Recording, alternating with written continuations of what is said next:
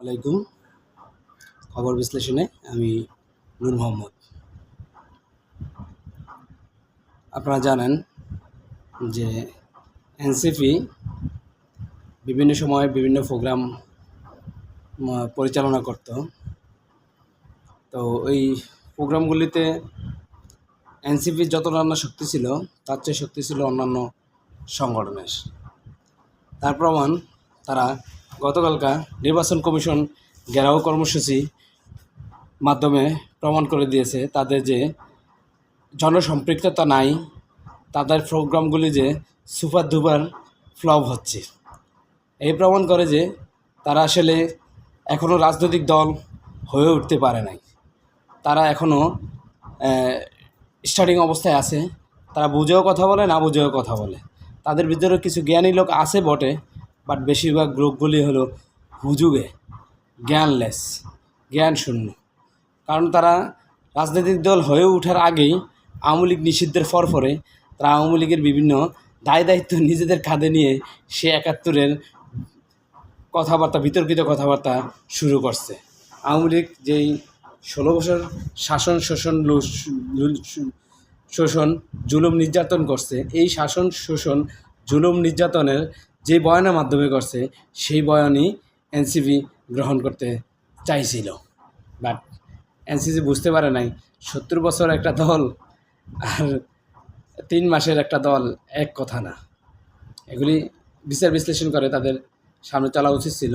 এই কারণে বললাম, তারা যে প্রোগ্রাম করছে তারা সুপার ফ্লপ একটি প্রোগ্রাম করছে, যে প্রোগ্রামে তাদের হাতে গোনা ৫০ জন লোকও উপস্থিত হয় না। যে বিশাল প্রোগ্রাম রাগ ডাক হাঁকবাক দিয়া শুরু করছিল, সেই হাঁকবাক এর কিছুই হয়নি।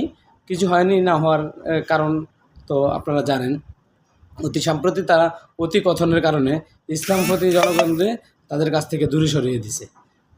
যেমন বাংলাদেশ জামাত ইসলামী তাদের কোনো প্রোগ্রামে এখন আর লোকজন পাঠাবে না বা দিবে না, বা ইসলামিক অন্যান্য দলগুলিও তাদের প্রোগ্রামে আর মানুষ দিবে না, জনগণ দিবে না। কারণ তাদের তো নিজস্ব সক্রিয়তা বলতে কিছু নেই।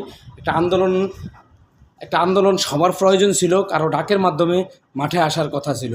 সবার প্রয়োজনে যখন একটা আন্দোলনের ডাক দিছে, তখন তাদের ডাকে আপামর জনগণ, সর্বদলীয় সকল জনগণ মাঠে ফিরে আসছে।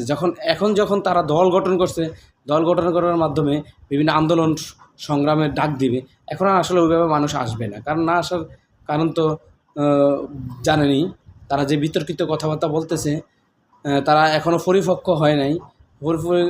আসলে দেশগ্রামে এই কথাকে বলে, অল্প বয়সে পাকিলে বা কান্দিতে হয় চিরকাল। আসলে তারা যে চিরকাল কাঁদবে এটার একটা পরিস্থিতি তারা নিজেরাই সৃষ্টি করে ফেলছে।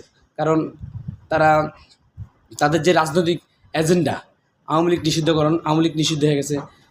এখন তাদের রাজনৈতিক এজেন্ডা চাইতেছিল যে জামাতের বিপক্ষে কথা বলে তারা মাঠে ময়দানে সক্রিয় হবে। আসলে এটা সম্ভব না, বাংলাদেশের ইতিহাসে এখন এটা আর সম্ভব না।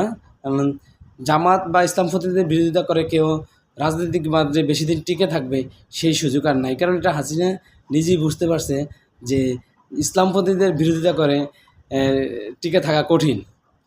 সো আজকে আলোচনা এখানেই, যে তারা সুপার ডুপার ফ্লপ একটা প্রোগ্রাম করলো, এটার জন্য আপনার মতামত জানাবেন। আসসালামু আলাইকুম ওয়া রাহমাতুল্লাহ।